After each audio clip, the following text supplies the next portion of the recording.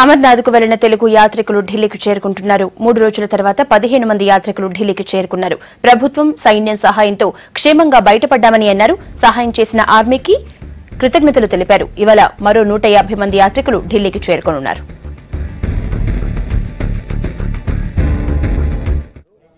Seventh వెళ్ళామండి. ఇక్కడ నుండి బాగానే వెళ్ళామండి. 7th వెళ్ళాము. తర్వాత అక్కడ దిగిన తర్వాత పెహల్గా వెళ్ళాము. అక్కడ హెలికాప్టర్ కూడా మాకు మిలిటరీ వాళ్ళ లెవెల్లోనే పోయినా మేము. అందువల్ల మాకు అయినా కూడా ముందు రోజు కాకుండా మరుసటి రోజు ఇచ్చారు.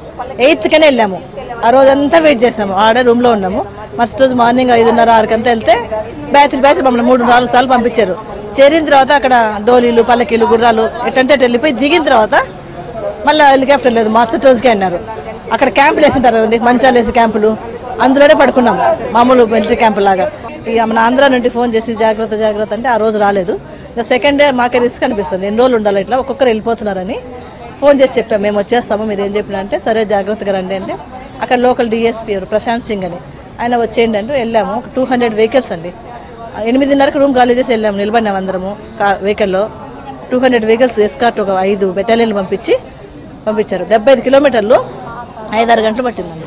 చేరుతామా లేదా అన్నంత భయంగానే ఉన్నాము. అసలు బయలుదేరే ముందర అందరముగానే బాధపడ్డాము. పోయి చేరగలమా లేదా, మన ఫ్యామిలీ వరకు పోగలమా అనే భయంతోనే వచ్చాము.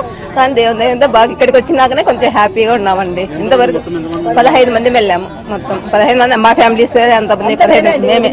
బాగా జరిగిందండి. దర్శనం మటుకు బాగా జరిగింది. కానీ వెళ్లే ప్రయాణం చాలా రిస్క్ తో కూడిన ప్రయాణాలే. ధైర్యంగానే వెళ్ళాలనుకుంటే రిస్క్ తో కూడిన ప్రయాణాలే. జెంట్స్ ఒక ఆయన, నేను, లేడీస్ అంతమంది 15 మెంబర్స్ లేడీస్ కలిసి వెళ్ళాము. కాబట్టి కొంచెం టెన్షన్ గానే ఫేస్ చేసాం కష్టాలు.